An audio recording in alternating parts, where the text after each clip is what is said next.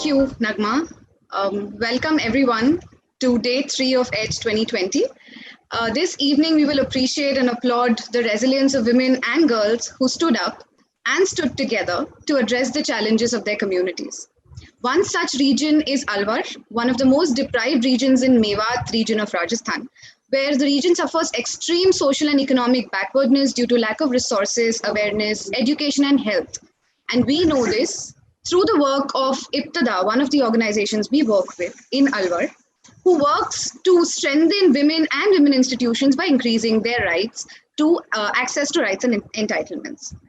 I'm absolutely honored today to be speaking with two inspiring women, Khatija and Kamlesh, who are leaders of two self-help groups in Alwar associated with Ibtada, and they were among the SHGs that were instrumental in starting a grain bank. They not only exhorted the community to donate food grains and other essential items, which then they distributed to the most vulnerable and needy families in several villages they work in. I will be speaking to them in Hindi for ease of conversation, and I really look forward to their thoughts.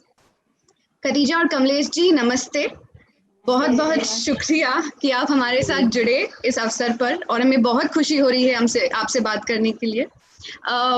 हमने आपके बारे में बहुत सुना है, तो थोड़ा अगर आप आपके बारे में बताएं और आपके काम के बारे में बताएं अलवर में, और ये फूड ग्रेन बैंक के बारे में, अनाज बैंक के बारे में बताएं। नमस्ते मैम, मेरा नाम खतीजा है, गांव खेरला है और स्वयं सहायता समूह का नाम आंचल है और क्लस्टर का नाम है ज्योति और फेडरेशन का नाम क्रांति महिला मंच फेडरेशन लक्ष्मणगढ़, उसकी मैं चेयरपर्सन हूँ। और हमारे जो फेडरेशन है उसमें हमारे एसएचजी चल रहे हैं, 80 गांव जुड़े हुए हैं और 365 स्वयं सहायता समूह जुड़े हुए हैं, 4842 महिला जुड़ी हुई हैं जी। और हमारे जो ये क्लस्टर है इसमें हमारे बहुत सारे 25 क्लस्टर जुड़े हुए हैं फेडरेशन से। जो महिला क्लस्टर है 25 जुड़े हुए हैं और फेडरेशन में हमारे 3 तरह का काम चल रहा है। फेडरेशन के अंदर हम 13 स्टाफ हैं हमारे पास, जो एसपी हैं और मैनेजर हैं, सहायक मैनेजर हैं, अकाउंटेंट हैं जी। और हम ट्रस्टी मंडल के सदस्य 11 जुड़े हुए हैं, जो क्रांति महिला मंच में बैठते हैं, मीटिंग करते हैं। और हमारे 40 से जो ग्राम पंचायत हैं उनमें स्वयं सहायता समूह का काम चल रहा है और हमारे पास 6 पंचायत समिति जुड़ी हुई है, जिसमें हम आज भी स्वयं सहायता समूह का काम कर रहे हैं। और हमारे जो फेडरेशन है उसमें बहुत सारे 3 प्रकार के काम चल रहे हैं। एक तो आजीविका को लेके काम चल रहा है, एक महिला उद्यमी को लेके काम चल रहा है और एक अधिकार को लेके काम चल रहा है। महिला अधिकार पे भी हमारा फेडरेशन काम कर रहे हैं, तो इसमें 3 प्रकार के काम भी चल रहे। तो मैम ये तो मेरा पढ़ाई मेरी 5 ही है जी। अब देखा जाए तो देखो हमारे जो फेडरेशन है उसमें काम तो हम काफी दिन से कर रहे हैं, बहुत सारी बहनें भी जुड़ी हुई हैं, पर हमारे जो फेडरेशन में जो क्लस्टर है 25 है, उनमें हम छोटी छोटी प्रक्रिया पहले से कर रहे थे, जैसे एक मुट्ठी अनाज इकट्ठा करना जी, गरीब परिवार को मदद करना और गरीब परिवार की जो क्षमता है इनको पूर्ति करने का हमारा थोड़ा सा काम था। बिल्कुल। और आप बता रहे थे कि ये अनाज बैंक जो अभी कोविड लॉकडाउन के टाइम पे आपने किया, ये आप पहले से ही अनाज इकट्ठा कर रहे थे? जी जी मैम, हमारे पहले से ही प्रक्रिया कर रहे थे हम छोटे छोटे। अच्छा। तो जैसे 22 मार्च को जब लॉकडाउन लगा तो हमने एकदम से सब परिवार घर में बंद हो गया, मजदूरी करने वाले थे जो मजदूरी करने वहीं रह गए, घर परिवार थे घर में रह गए। तो हमको लगा कि कुछ दिन का ही रहेगा, सब ठीक हो जाएगा। तो धीरे धीरे जब ये कोरोना महामारी बढ़ने लगा, लॉकडाउन बढ़ने लगा और बहुत सारी सख्तियाँ बढ़ने लगी, तो हमको लगा कि ये तो बहुत सारी दिक्कतें होंगी, मजदूर तो बहुत मजबूर हो जाएगा। तो हमने फिर सोचा कि क्यों ना हम जो ये कोरोना महामारी चल रही है उनमें कुछ हम अपना महिलाओं के साथ सहयोग करें, तो सबसे पहले तो हमने जो कोरोना के द्वारा महिलाओं को जानकारी देने का काम किया था, दूरी बनाना, मास्क रखना, एक दूसरे की चीज को ना छूना, तो ये पूरी जानकारी हमने महिलाओं के बीच ग्रामीण में फैलाई थी, स्टाफ के द्वारा, कमेटियों के द्वारा। तो ये धीरे धीरे हमने प्रयास करा था, तो महिलाओं को भी दूरी के समझ में आ गया। अच्छा। उस टाइम पे हमारे गेहूं की कटाई भी चल रही थी। तो जब हमने स्थिति देखी गरीब परिवार की, जैसे मजदूर है बेचारे, बहुत परेशान है, उनका रोज का लाना और खाना था उनका बंद हो गया, उसके बच्चे भूखे रहने लगे। फिर हमने एक मीटिंग रखी थी फोन पे इतिदा के साथ और फेडरेशन के साथ जी। सर हम आगे महिलाओं के साथ काम तो कर रहे हैं, बाकी हम और आगे बेहतर कैसे कर सके, गरीब परिवार की मदद कैसे कर सके। तो हमारे बीच में यही आइडिया आया था कि तुम मदद तो पहले से थोड़े थोड़े अनाज की कर रहे हैं, पर क्यों ना हमारे बीच में अब किसान के पास अनाज हुआ है, तो हम कोशिश करके देखे किसान के पास से इकट्ठा करें, कुछ हम भी मदद करें तो हमें गरीब परिवार तक पहुंचा सके। जी, बहुत बढ़िया, बहुत बढ़िया। तो हमने गांव में बातचीत करी, जो कोर कमेटी बन रही है उससे बातचीत करी, उनको हमने बैठा के नहीं बातचीत करके समझाया कि आपको गांव में जाके थोड़ा सा भ्रमण करना, अनाज के बारे में चर्चा करनी है। हमने पुरुष से भी बात करी, पुरुष भी जुड़े हमारे साथ में चर्चा में।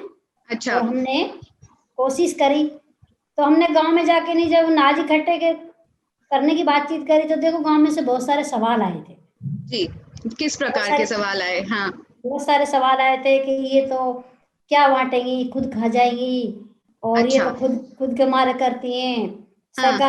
सरकार तो खुद ही मदद कर रही है, ये क्यों आपको मदद करने के लिए तैयार हो रही है। तो हमने उनको समझाया, देखो सरकार दे रही है वो अच्छी बात है, पर बाकी आप अभी जो गांव में गरीब परिवारों की मदद कर सकते हैं, अगर मान लो अपने गांव से बाहर कोई बाहर के गांव में भी गरीब परिवारों की मदद कर सकते हैं। जी। तो हमने ऐसे करके नहीं, मेरे खुद के गांव में 3 कुंटल अनाज इकट्ठा हुआ। अच्छा। और पूरे हमने फेडरेशन का टोटल करा था, हमने 45 गांव में भ्रमण करके अनाज इकट्ठा किया था और 52 कुंटल अनाज इकट्ठा किए थे। जी।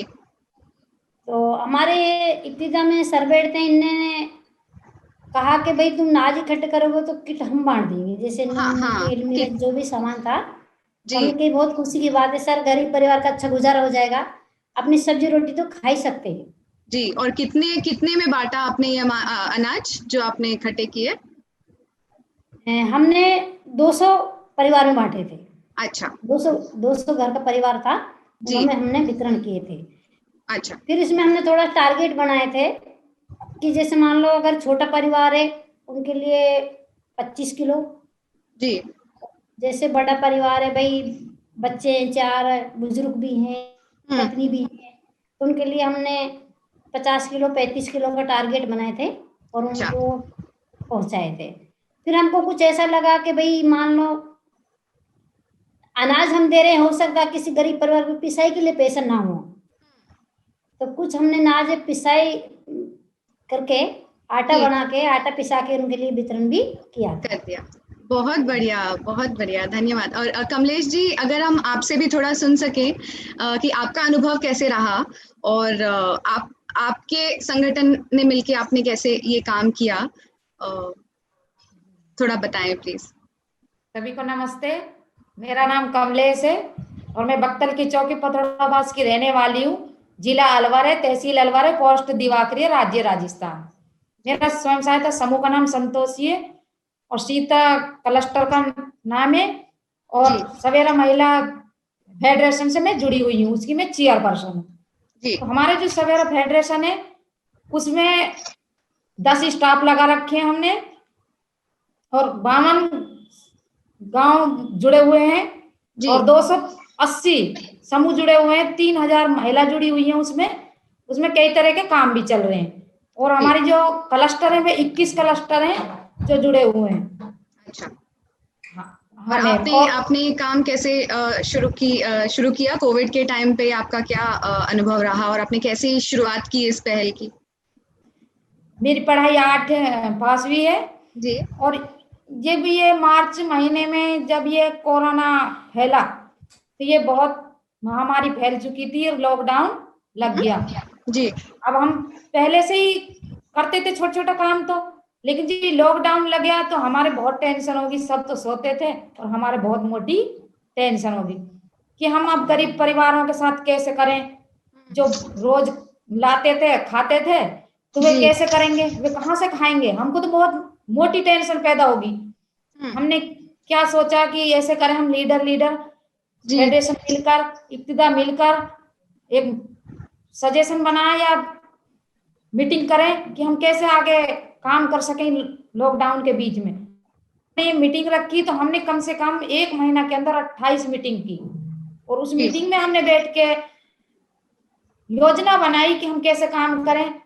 सबने सजेशन रखा और हमने कहा कि हम एक एक मुट्ठी अनाज तो इकट्ठा कर सकते हैं और अब हमारी कटाई चल रही है। अगर हम 5 किलो 10 किलो अनाज अगर किसान से बोलेंगे और मिलके काम करेंगे तो कोई भी हमको नाट नहीं सकता है जी। बहुत अच्छी बात है। तो हमने ऐसे ही हमने कमेटी के द्वारा फोन से ही बात की और बात करके हमने सबसे पहले तो जागरूकता फैलाई, उसके तहत ही हम गांव में घुसे कि हमको कोरोना में कैसे सावधान चाहिए, साबुन से हाथ धोने चाहिए, मास्क लगाना चाहिए, बाहर दूरी बना के रखनी चाहिए, बाहर नहीं जाना चाहिए, तो हम कैसे सावधानी बरतेंगे जैसे हम इस बीमारी से बचें। तो ऐसे करके हमारे महिलाओं के समझ में आई। फिर हमने अनाज के बारे में भी उनको बताया कि हम अनाज इकट्ठा कर सकते हैं क्या, बिल्कुल कर सकते हैं। अच्छा। हमने अनाज इकट्ठा किया तो हमने कम से कम 19 गांव में काम शुरू किया। अच्छा। हाँ। और कितना अनाज इकट्ठा हुआ और कितना आप दे पाए?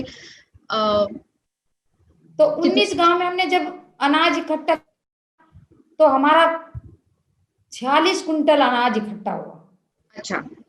हाँ, तो हमने कमेटी से बात करी कि भाई कैसे ही अनाज इकट्ठा होगा तो कैसे गरीब परिवार तक हम पहुंचाएं।